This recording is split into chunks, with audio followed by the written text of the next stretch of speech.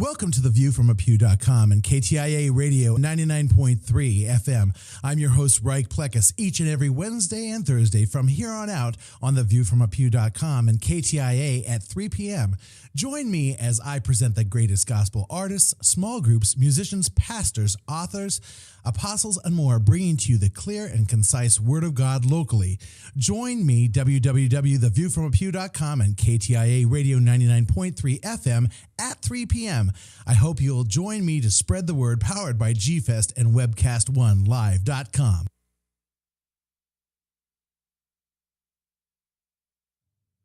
Welcome. I am Reich Plekas, your host from The View from a Pew today. Today is Wednesday. I think we're all on the same clock, at least I am. I just flew in from Chicago, Illinois. Rain and semis. Oh my. I clicked my heels 3 times, but I am glad to be here with my guests. My guests today are Dr. Jim and Beth Blessman of Blessman Ministries. Welcome. How are you? Doing great, thanks. Beth and I go back, and Dr. Jim, I've met you before, but It's been a while, so it's good to be back with you. And Bob Monserrat, the cat in the hat, is keeping me on the time clock. How are you today, Bob? Doing fine, and we should tell people that you didn't actually fly, unless you're talking about flying in your car. We will not talk about the speed limit on my Lexus at this time. Thank you. Anyhow, welcome to 99.3 KTIA FM 93, FM 99.3, and also The View from a Pew. I tell you, Beth and I go back to junior high and high school, and I have been following their ministry online for a little while, and I finally reached out to them and said, you have to come onto my show. And I am so thrilled that you are here. I've been watching Dr. Blessman, what you've been doing in Africa, and I just wanted to get you on here and find out who, what, where, when, why, and how, but God, you are doing what you're doing in and around and through Africa. And just delighted that you're here with us. How are you? Oh, I'm wonderful, and it's all God. It's not us. We started out 12 years ago just doing short-term mission trips all over the world. And about 8 years ago, we focused on South Africa, and it's just been sheer joy since then. Our ministry is growing faster than we ever imagined or even wanted it to. You know, it's funny. Before you joined us here live today, I pointed out to Dr. Blessman and Beth, I said, I was looking at your website and I noticed that there's a face in your logo. And he said, oh, where? And so we quickly brought up the website, and you said that the cross was put in on purpose on the website of Africa, the continent. But if you look at the bottom right half of the side of the continent, there's actually this face that pops out at you. And, you know, that's how God works. And it says here on your ministry page, blessmanministries.org, sharing the compassionate heart of Christ with the world. And I think that that's how that works. Even in your logo, Christ just comes out at you when you least expect it. And Beth, I know that you were a different person growing up in high school, because you and I, we really weren't friends. We were acquaintances, but you stood out from a crowd. You were not like the rest of the people, you know, and I think that that's what Christ makes us to be, a different light. And that's what you're doing with this ministry. Amen. Amen. Tell me, Beth, how did you come to be with this man of God? I mean, well, it's a bit of a story. I was working at Mercy Hospital, and I'd only been there about 3 weeks. And I heard his name over the old PA system a lot, you know, Dr. Blessman, you know, come here and come there. And I thought, what a nice name, you know, but I never, you know, even thought about meeting him. And then I was at a Christmas party just 3 weeks later, and my parents actually introduced me to him. And about 9 months later, we started dating. 9 months later, we got married. 9 months later, and now the ministry 9 million later, or 9 continents later. You are going to the byways and the highways, serving God, and he's taking you to especially Africa with the ministry. Tell me, why especially Africa? You know, it's hard to understand God, and so I'm not sure why he called us to Africa. When I try to analyze it, I'm a physician. There's an incredible AIDS epidemic going on there, and it just feels right. But it's all God that called us there, and we're just having the time of our lives. Coming from a medicine background, my mother has worked in the medical industry her whole entire life, and that's another story. Trust me, we could go there. She's a cancer survivor, but God, because I think that God gives man and woman intellect to deal with their careers He didn't bless me with that part. He gave me the ability to speak. But he gave you the ability to work in medicine and be very successful. Sometimes people, especially here in America, we're a greedy nation. I'll just say that. Do you find that it's more rewarding to reach out into Africa and that you see the people there receiving the benefits of the ministry more so than we do here in America? Absolutely, and I would argue with you a bit. There is some greed in America. There's no question. There's greed all around the world. But America is also an incredible giving nation. We help people all over the world. And the African people we look at, they really appreciate what the Americans are doing. Missionaries have been coming to Africa for 200 plus years, and they really have made a difference there. And People think of America as a giving nation, at least in South Africa they do, especially in the southern part of Africa. Up in northern Africa, we're probably not nearly as well received. But where we work, people appreciate Americans. Beth, was it hard for you to leave suburban America and go to the jungles? It was, because this wasn't part of the agreement when we met. It was something that came along a few years later. And so when he called me one day from Brazil and said, honey, you're about to get the call to missions, I was very resistant. We still had children at home, and I felt like my calling was to be home and raise my children, and involved in a lot of volunteer work. And so it took a bit of persuading to get me overseas. And we both traveled quite a bit before we settled in Africa. But after my first trip to Africa, I knew that I wanted to go back. Wow. I tell you, I was asked to go on a missions trip to Harlem, New York with Schambach Ministries. I don't know if you're aware with who R.W. Schambach was or not. R.W. Schambach has been around forever and a day. He just passed away, I believe, last year. And he's always had a heart for the hood, for street ministry.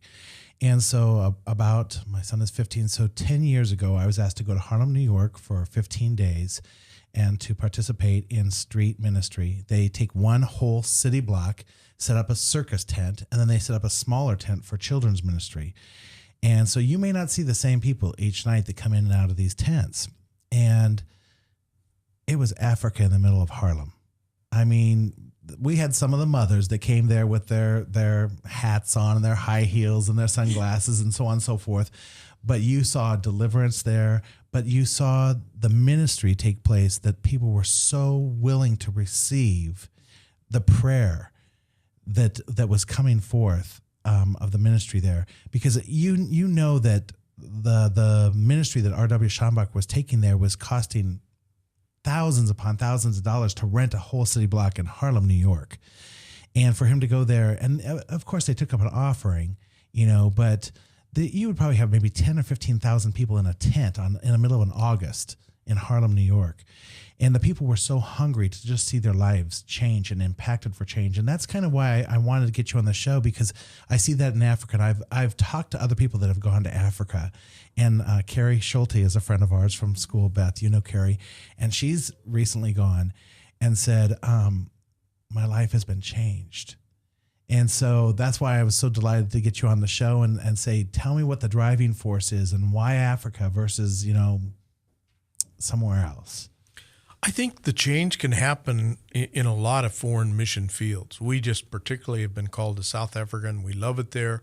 And we have about 150 Americans come every year and do short-term mission trips with us, and we see them all changed.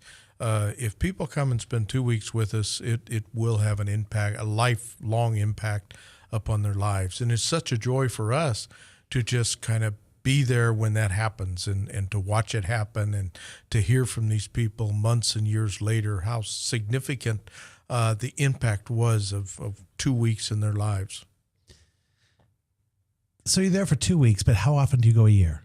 Oh, we're there for 7 months, but the short term, the 150 Americans, they usually come for 2 weeks. But Beth and I, we have built our home there, and it's more home there than America. Our son married a South African woman 5-6 years ago, and so it's part of our family. And our son and daughter-in-law will be moving back to South Africa in October.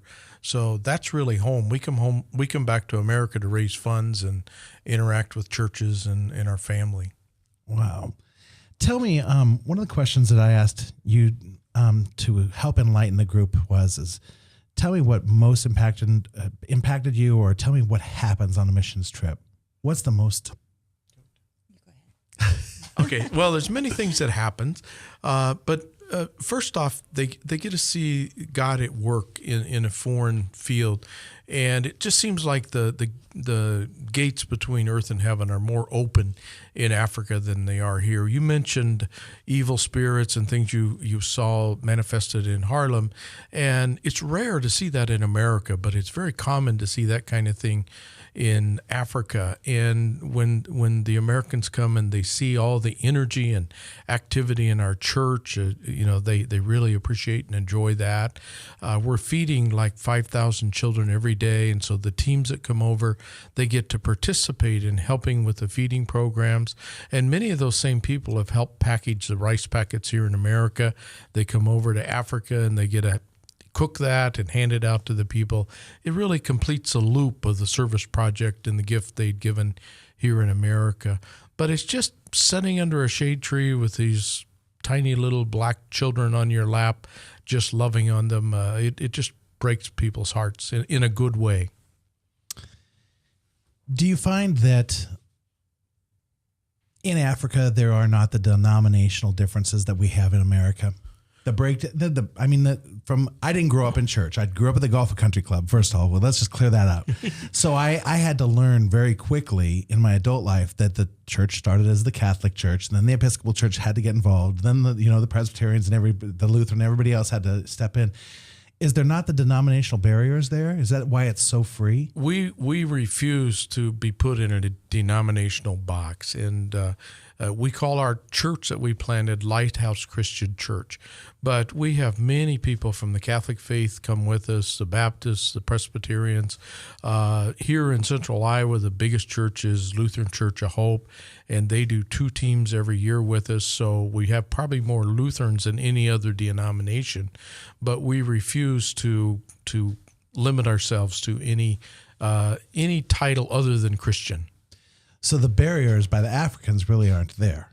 They aren't. We all work together very well in Africa. I always say free indeed to receive. And so that's kind of what that theory goes in Africa too, It seems as though that sometimes we in America can become so hung up on our own indifferences that become different by those indifferences, basically. Your church in South Africa, do you see the same people, or is it different people every single service? Or No, we started out with kind of a core group about 1.5 years ago when we started the church, and it's just been steadily growing. So we are seeing new faces every week, especially in the children. We started out with 30 children, and now 1.5 years later, Palm Sunday, we had 430 children, was it? 422, something like that.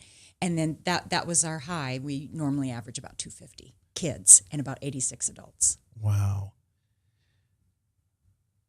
So are your missionaries teaching the services, or do you have a core group down there that's teaching? Yeah, we have a core group. We have an African that is graduating from a Baptist seminary, but he has very Pentecostal roots. And so our church is very Pentecostal, charismatic. And we have a children's pastor, and just a lot of great things going on for the children, youth, and adults. We have a lot of small groups that meet during the week that the pastor and our lay leaders in the church do. We believe that the nationals ought to be the pastors in the church. We'll have our American missionaries on kind of the church board and guiding them and teaching them, but it's rare that we have the white faces in the pulpit. That says something a lot for our nationalities. You're keeping the mainline people right there so that they get to know the people that are there, working with them day in, day out, so they're building those relationships. And we're going to get ready to go to a break here in just a second, and we're going to come back with Dr. Jim and Beth Blessman of Blessman Ministries. If you have any questions, I ask you to come and hit me on The View from a Pew on my personal page on Facebook. And we hope you'll just enjoy. We're here with Dr. Jim Blessman and Beth Blessman. I'll be right back. Reich Pleckus.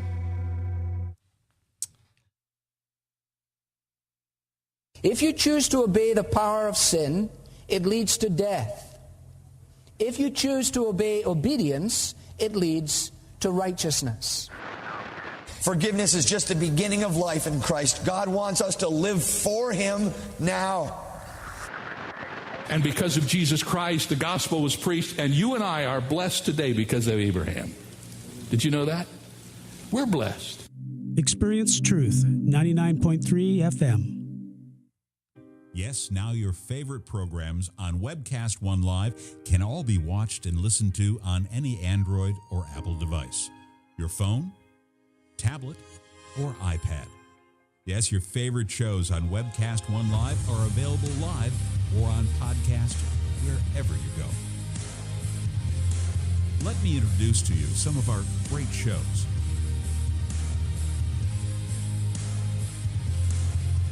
I'm Michael Libby. I'm the host of Insight on Business, the News Hour. We're seen live at 8:45 each Monday morning at Webcast One Live or whenever you want on my blog or on the internet. So what qualifies me to talk about advertising, marketing, and consumer trends? Well, it's my business. Insight Advertising, Marketing, and Communications has helped dozens of companies, small, medium, and large, learn how to use advertising correctly. And we pass that information on to you each and every week. Well, hi. My name is Mike Ahmed, and I host the show Bridge the Gap Ministry. Our vision is to bridge the gap between cultures. And what we use the Word of God. And because His riches in that Word and the wisdom is what brings us together. So we learn the Word, we speak the Word, and we practice the Word on this show every Thursday. Don't miss it. I'm looking forward to seeing you. So when you want to watch your favorite Webcast One program, remember, there's an app for that.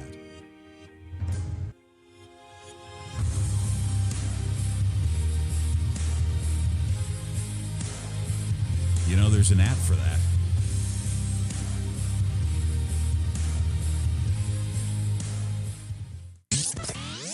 From the RE/MAX Real Estate Concept Studios, this is Webcast One Live.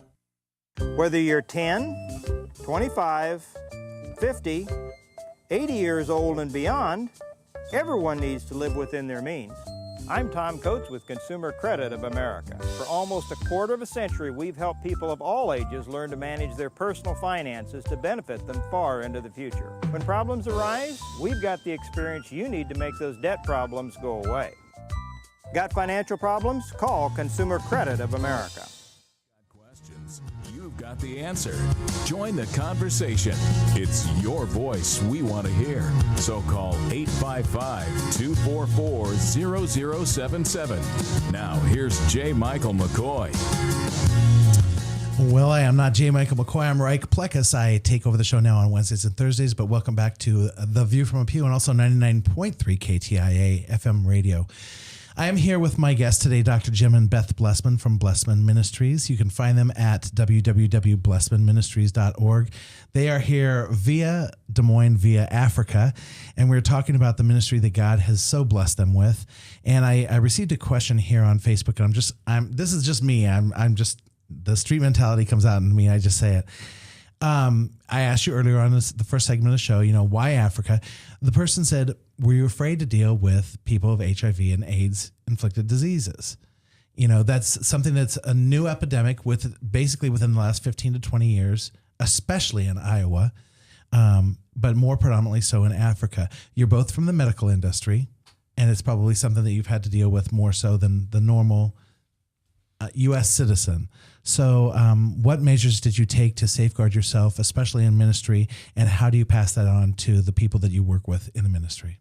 I had to deal with that issue when I was a medical student. When I was at University of Iowa many years ago, I was blessed by getting a job at Oakdale TB Hospital. And that was back in the days where we didn't have real good drugs for TB. And if you got TB, you went to live in Oakdale for sometimes several years. And I was a medical student and working with all these active TB patients. And I had a little bit of fear. And I talked to some of my professors about it. And I talked to some of the nurses that worked in this hospital and finally dealt with that fear and really haven't had the fear recur since then. So when I'm working with HIV and AIDS patients, I never really get concerned that I'm going to get infected. And we basically joke with the people that come on teams with us, and we tell them, if you don't have sex with the local people, you're fine. And, you know, it's kind of funny because that you would never do on a mission trip. But you really don't have to worry about catching this disease if you don't mix body fluids with the patient. Absolutely. I delivered a baby there, which I'm not an obstetrician, but I delivered several babies when I was here in Des Moines doing family practice. And the thought did come to me then because it was an emergency delivery. The woman was just crying out in a hospital hall, and I ran in and delivered the baby without protective covering and all that. And so the thought went through my mind is this woman have HIV and AIDS or not? So I cleanse myself very thoroughly after that. But for the most part, when you have time to take protective action, it's not a worry. Yeah, we don't really think too much about that. We worry more about TB than HIV and AIDS.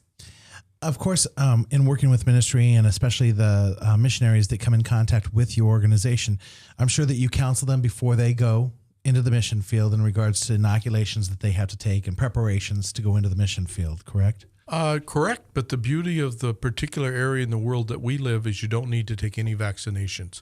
So if fear of vaccinations is keeping you from coming to South Africa to work with us, come. There's no vaccinations needed. Mm-hmm. We don't even have malaria in the area we're in.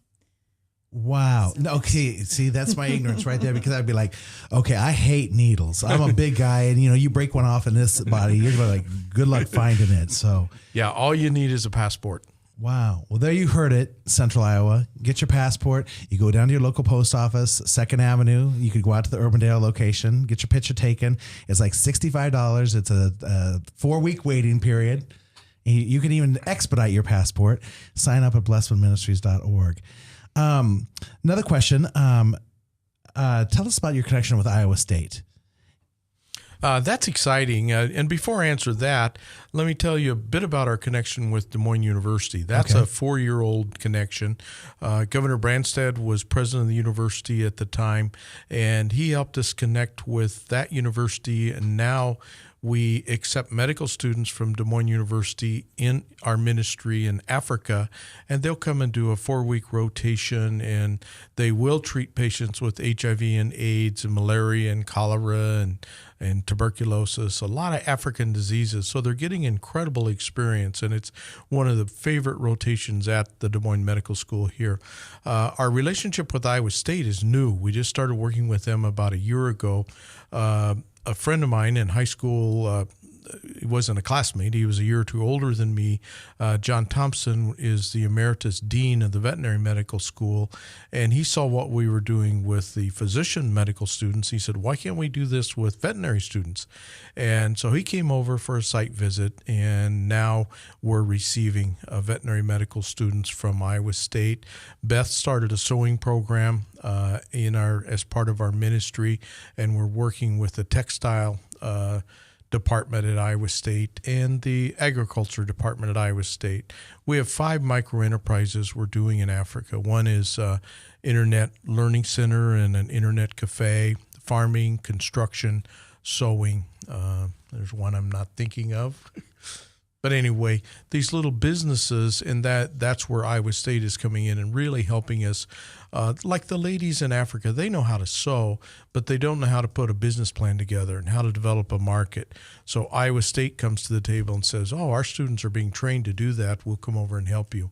And so they're doing that with us in agriculture and textile. And the first student in textile comes in June, and the first agricultural student also comes over in June.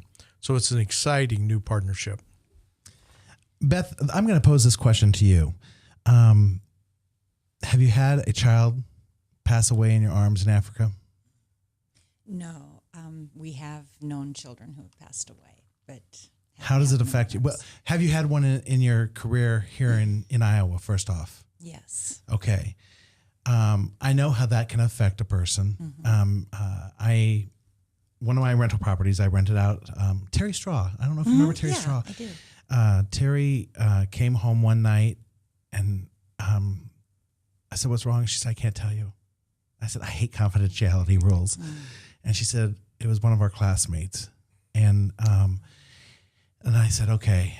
And so I just had to pray through the situation. And I said, I could never be a healthcare provider or an undertaker because I could not handle that. I mean, you know, about 6 or 7 years ago, my dog got hit on Ashworth Road, and I had to go carry my dog, you know, and it was just the most horrible thing. And luckily there was no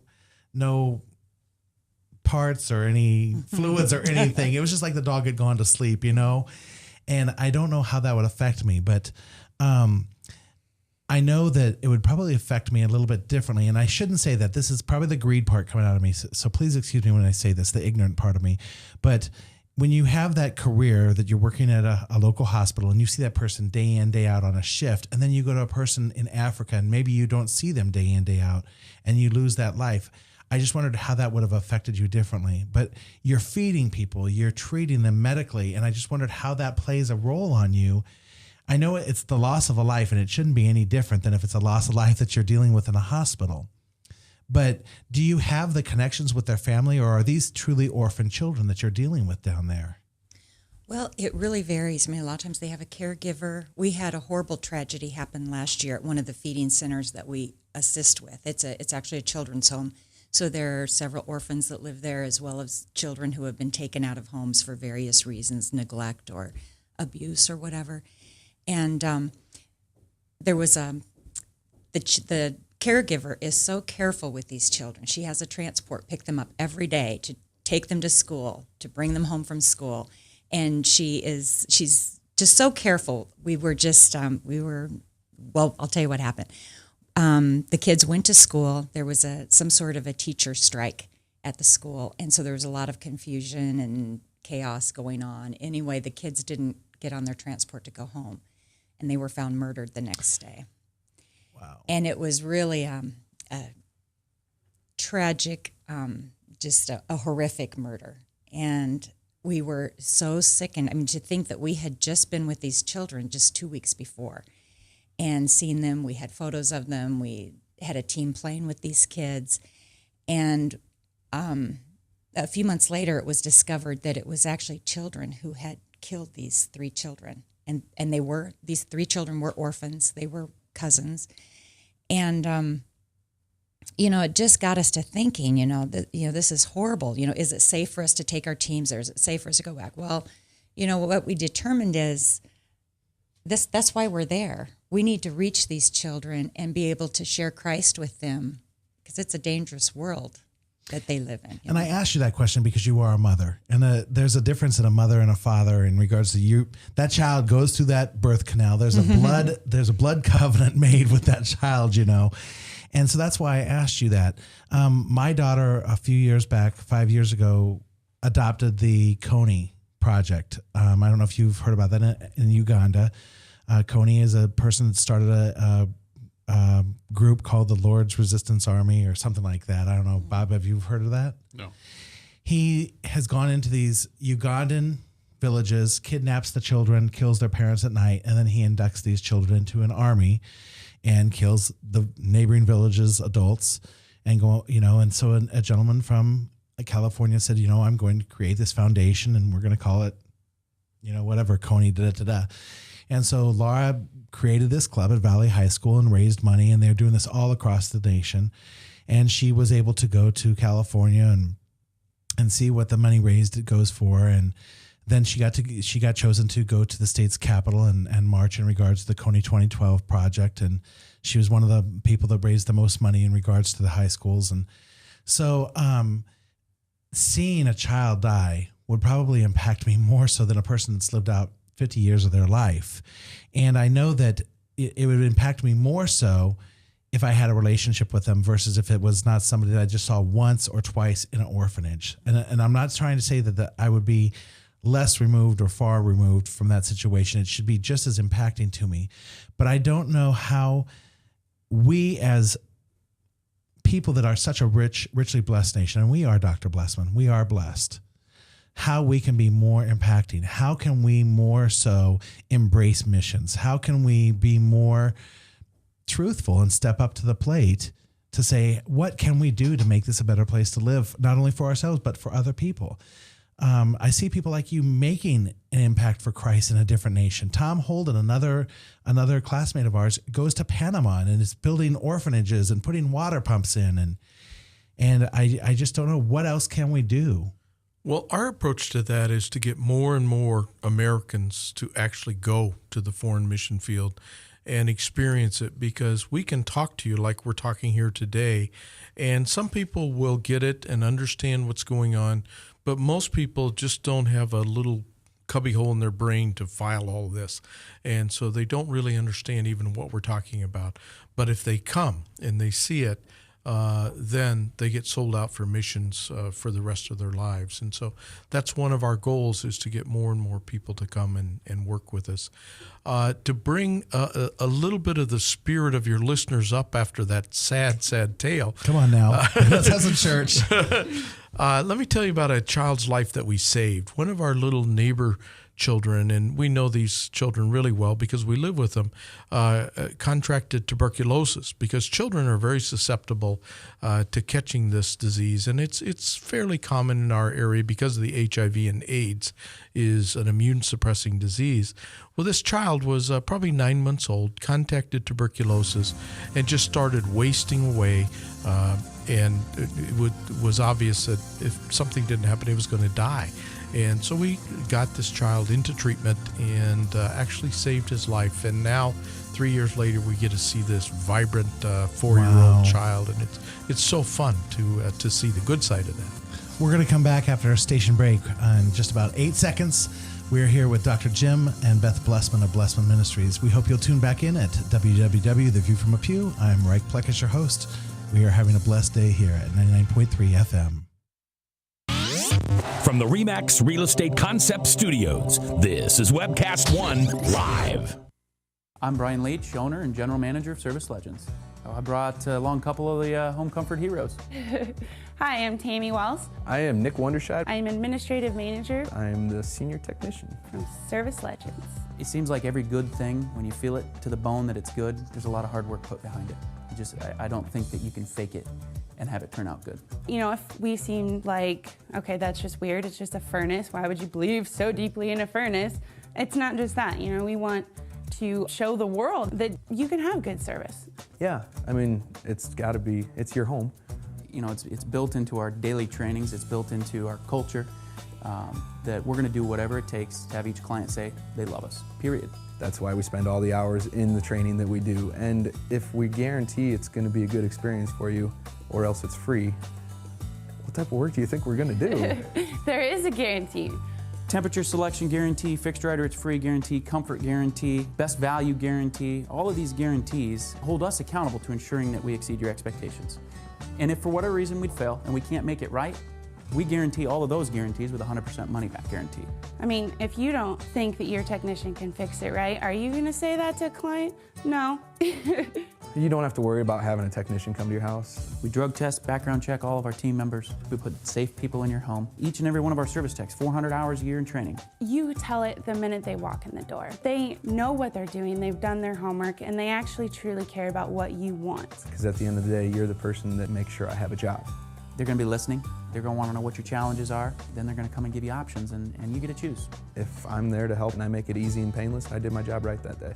Well, when it comes to your comfort, safety, and your family, you know, you don't necessarily go buy the most expensive, but you get the most bang for your buck. Oh, it's worth it, because there's a lot of people that will find a way to get it to work right now and then leave and then come back, charge you again, and the cycle just repeats itself. So when I'm out there looking at the furnace, I want to find why it failed today. How can we change the part today with something that you're not going to have to worry about? Is it worth changing the part today? I mean, you can put a lot of money into a furnace. I can fix parts all day. There's good job security in that for me, but is it the right thing for you?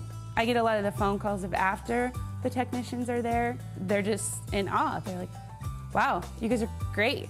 I mean, I don't even know what to say. You guys are great. Everything you did was perfect. It was great. Keep going, though. I like this. Just give us a try. I'm going to take all the risk. I've got the time to make this right. I've got the support to make it right. Just check us out. And if you don't see the value in what we do, I mean, fixed right or it's free or 100% money back. enough said.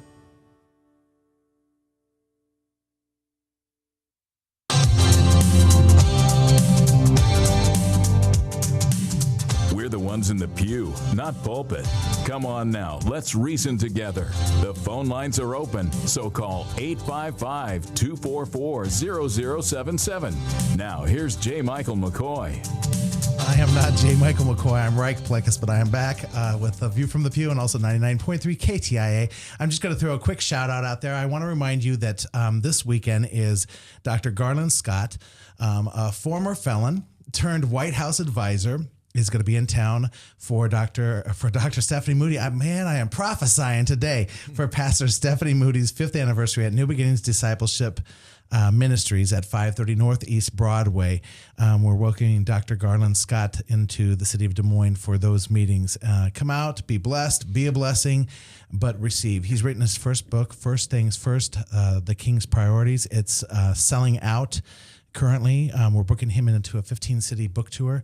I tell you what, this man will impact your life. He will tell you how God has taken him from the hood to the White House and making him a mighty man of God. So that's Dr. Garland Scott, Apostle Garland Scott. We're back with Dr. Jim and Beth Blessman of Blessman Ministries here at The View from the Pew. And I want to thank the people that are following me on Facebook today because the questions, I've got like 13. I'm just going to start asking a couple of them. And I asked this during the break. And Dr. Jim, can I say Dr. Jim? Yes. That's okay. Because I like Blessman. That's all right. But yeah. I may get my shout on if and Bob knows when I do that, we go off. So one of them was, what is the age of the oldest missionary that's ever gone with you? Just early, about 2-3 months ago, we had an 86-year-old lady come, and she stayed with us for 6 weeks and just had an incredible time. How did she come to know about you and why? I mean, how did God lay it on her heart to say, okay, you've worked your prime out and I'm going to take you to Africa? Well, she had spent several years in the Des Moines area. She and her husband owned a few nursing homes. And then the last few years of her career, and she's still working here just recently. She still works 4 days a week. Wow. She works for an organization called One Hope, and they distribute the Book of Hope, which is a kind of a comic book for children. It's like the Bible in comic book style. So she does that. She'd been to South Africa this was her 5th time. And she knew of us for quite a long time, and she just came and worked with us, and it was a joy to have her. And she came back. And is she hungry for Africa? Is this? Yeah, she was kind of implying this might be her last trip, but she really kept up with people, lots younger than her and had an incredible time, and no one would believe her age. I mean, she really looks like a person of age 60, and she acts like a person in her 60s. I just had another question, but I'm going to go ahead and answer it. Can we get onto your website and get a newsletter? Yes, you can. Go to www.blessmanministries.org. There is sign up for a newsletter there. Also, you can donate, of course, to Blessman Ministries. And one particular thing after Beth's story, we're starting a little playground as a memorial of those 3 orphan children that died. And it's only about $4,000 that we're looking for funds to build a jungle gym playground for these children this summer when we go back. We'll be going back in just a week. So if that's on your listeners' hearts, that would be one specific thing that we could use help with. If a person wants to donate, do they just go straight to your website here? Yeah, and they can designate just general funds or any specific project feeding orphan children. We can always put money to good use. Now, this is a question from me, and Beth, I'm not going to ask you. I'm going to ask I'm going to ask the head because the woman is actually the head because she turns the head. I know how that story goes. Okay, what does it cost to feed a child in Africa? Oh, you get all kinds of numbers on that, but the numbers we put out is $1 a day will help us to feed the child because we get a lot of help from Meals from the Heartland here in central Iowa. We get a lot of help from Convoy of Hope in Missouri. And so when we look at how much money we spend, taking care of these children, it's about $1 a day. And that will not only help provide food, but some of the medical care. And more importantly, a lot of the educational training, the religious training. We do all of that for $1 a day for 5,000 children every day, or Monday through Friday in South Africa. One of the other questions that came through before the break was, if there was one thing, and it was not money, that you need most for your ministry, what would it be? I think we would have to come back to just people praying for us, because when people pray, the needs come in. 6 months or so ago, I would have answered that question. We need people, and we need more missionaries to come and help us. And we were praying for that. And now we have our son and daughter-in-law coming over full-time in October. We have a family from Champaign, Illinois coming over in August full-time. And about 150 people come for 2-week trips. So that prayer is being answered almost as we pray. And so what we really need is people to get on their knees and pray for the work we're doing in Africa. Okay. The one other question I asked before the break was, what was the percentage of Caucasian to non-Caucasian people? And I think you said about 2%. 2% of us are white, and that's pretty much Beth and I. Wow. What's the youngest missionary that you've taken? I'm just going to ask that one. Probably 7. Mm-hmm. 7. Yeah, we had a family come. It was like 7 people in the family, and they brought all their children, and one of them was as young as 7. And they had an incredible time. I was just communicating with the mom just today, and the child is really wanting to come back to Africa. And she asked him specifically why, and he said, so I can play with Simba. And Simba's our little Jack Russell dog. Jack Russell Terriers. I'm very familiar. You're always looking for prayer warriors. You're looking for funds to support your missions and people to serve in the field in South Africa. Do you see God's mission for the vision that he's given you becoming yet even larger? I mean, you see such ministries such as Joyce Myers or the Homes of the Heart. The Meals for the Heartland. Mm-hmm. These organizations becoming huge organizations. Do you see that becoming something that you can manage, that God's given you that vision for a ministry such as that? That seems to be happening, but again, that is not our goal. But just this week, I had some people come to me and tell me we should start fish farming and feeding our children with fish farming. And it's not something we'd even envisioned at all, but it looks like now we'll be adding fish farming to the things we do. And so our ministry is growing very rapidly. And as we get more American and maybe European missionaries working with us, they'll be able to take on a lot of these new projects and ideas. So I do see it growing, but we were pretty happy just doing short-term mission trips just 8 years ago. But now we're having a lot of fun with this large ministry that God has given us. I wish that the cameras could really show the passion, the compassion that's on you in the studio here, because this truly is a life source that's been put inside of both of you, because this is not for everybody. This is some serious business that God imparts into somebody. It's either birthed in you or it's not. This is not a game to be taken lightly. I don't see the mission field as being something that somebody chooses that they're going to get in and get out of. This is something that you've been sold out. God has sold you out on this.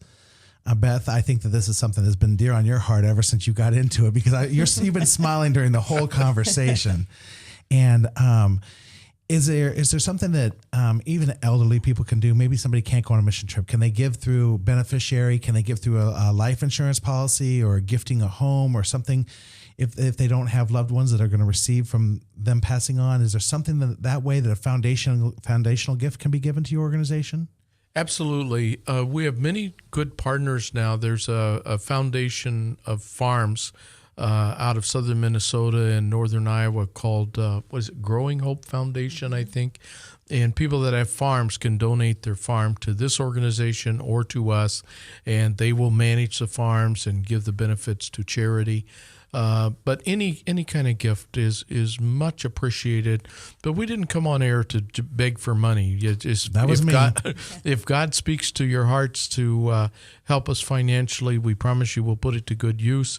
But the main calling is for people that could come and work with us side by side, or send someone. That if you can't come, send someone through your church. And if you're in a church and you could help encourage them to connect with our ministry, that's where most of our teams come from, is churches. So if you can help us connect with churches, that would be great also. We are with Dr. Jim and Beth Blessman of Blessman Ministries today here at The View from the Pew and 99.3. From the RE/MAX Real Estate Concept Studios, this is Webcast One Live. Drink, dance, party. Kitty's is the ultimate dance club in Des Moines. A huge dance floor with room to move, 3 bars to keep your drinks full, and kickin' DJs playing all your favorite dance music. At Kitty's, we've always got your birthday party planned with Birthday Fridays. That's right, when your birthday rolls around, there's only one place to go. Gather up your friends and head to Kitty's, where you drink free on the Friday of your birthday week. Find out more about Birthday Fridays at kittiesusa.com.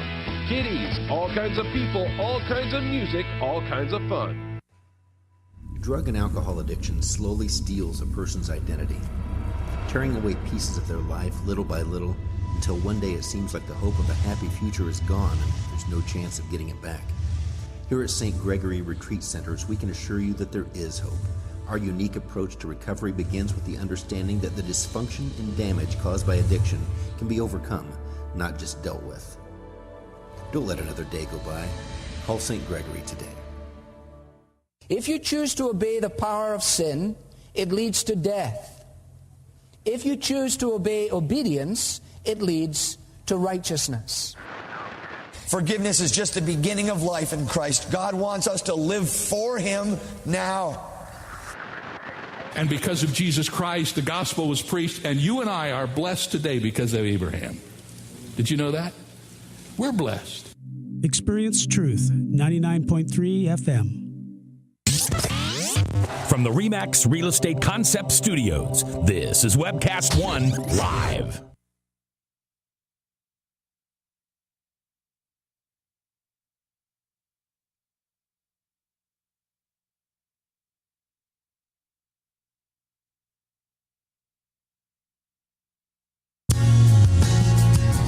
We've got questions.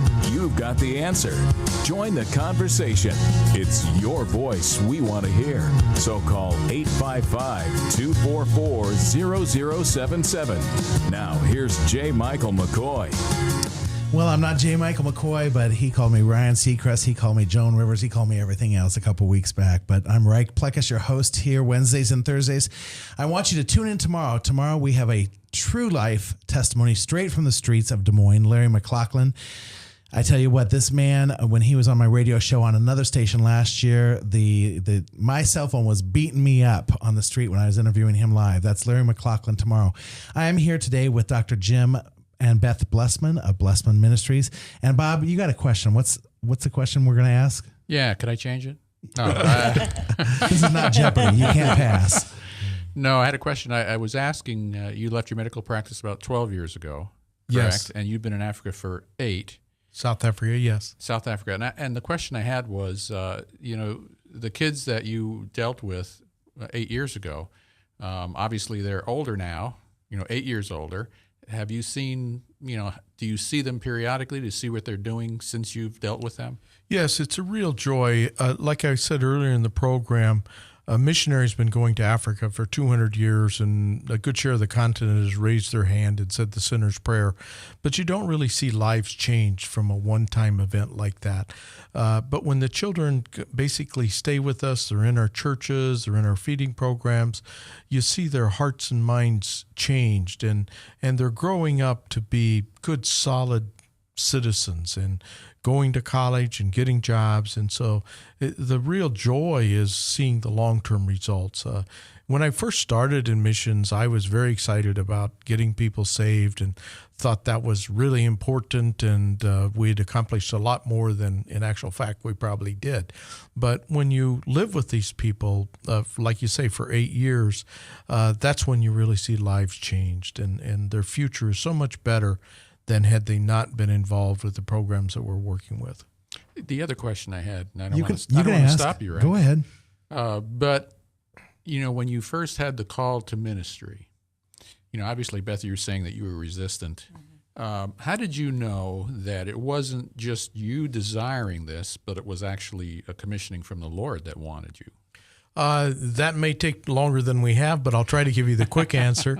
I started out doing short-term mission trips like I'm encouraging your listeners to do, and I did several of those. I got saved through the Promise Keeper movement. I've been in church since I was a small child, but the Promise Keeper movement and Gary Rosberg's men's ministry here in the city of Des Moines had a huge impact on me, and I just felt the Lord speaking to me that it was time to quit playing with this and doing 1 or 2 short-term mission trips a year and to go into it full time. So Beth and I went into our pastor, and we had about an hour and a half counseling session, praying with our pastor. And he said, I think this really is the Lord.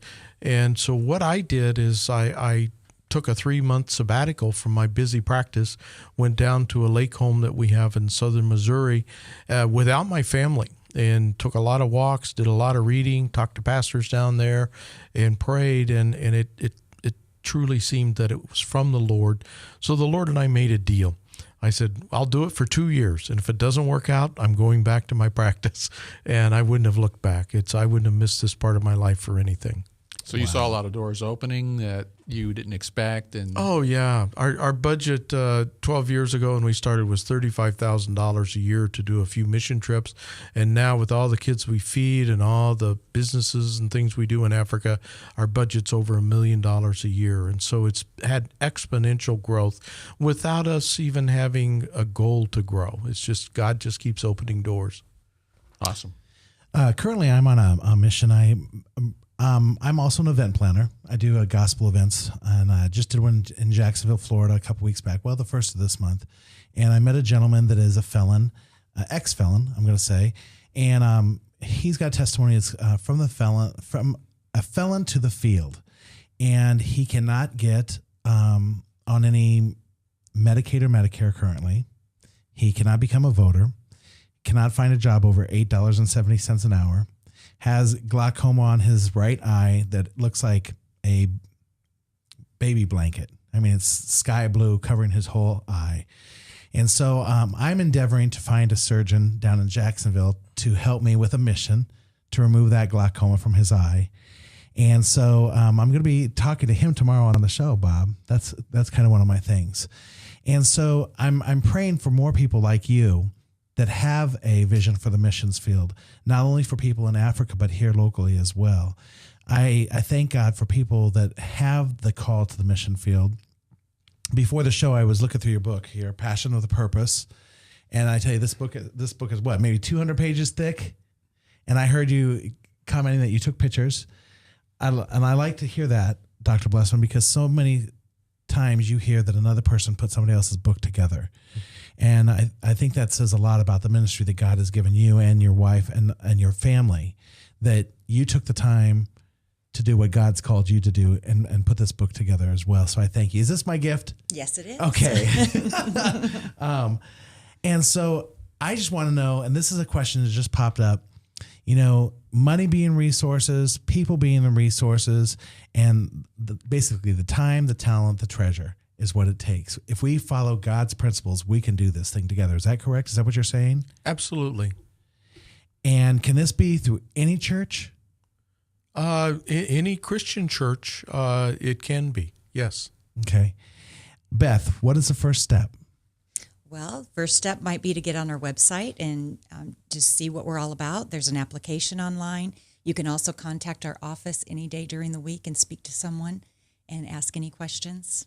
Okay. You can also email us from the website. So do you have a counselor there that's going to say, okay, Reich, this is something you should just not be doing. You'd be better off bringing us back on the air and talking about this versus coming and going to the I think they would field. encourage you to come. Oh, I know they would. Yes. I hear the music. That's the safeguard for me. I tell you what, it's a joy. It's been a pleasure. Beth, I'm so glad to see you and get reacquainted again. Blessman Ministries, you want to check them out at www.blessmanministries.org. That's BLESSMANMINISTRIES.org. You want to get involved not only with your time, your talent, and your treasure, but you want to make a difference in somebody else's life, their life in Christ, through Christ. Dr. Jim Blessman and Beth Blessman are my guests here today at 99.3 KTIA and also WWW The View from a Pew. Tomorrow, my guest is Larry McLaughlin. We have street sermons coming up. You don't want to miss that. And also, I think Apostle Garland Scott's going to call in and share a little bit of his life testimony that took him from the hood of Harlem to the White House to work for both, not only one, but both Bush administrations as an advisor for faith-based initiative programming. He became the advisor of all the grants for faith-based initiatives here in the United States. So tune in tomorrow. Dr. Blessman, it's been a treat. Thank you so much. We want to learn more about sharing the compassionate heart of Christ with the world through Blessman Ministries. We're going to get you back, definitely. And Beth, it's been a treat as well. I see that people can go to your website and sign up for eyeglasses, and you have yours on. You have your Wiley eyes or something going on with you today. It seems as though you're reaching out in all different ways. Your newsletter, I've just been perusing that during the show. There's other ways to get involved if you don't want to be a missionary. You can volunteer to help with your skills, correct? That's right. I tell you what, it's been a blessing. I want to thank you so much. Tune in tomorrow at 3 p.m. Tune in, turn on, and turn it up. My name is Reich Plekas.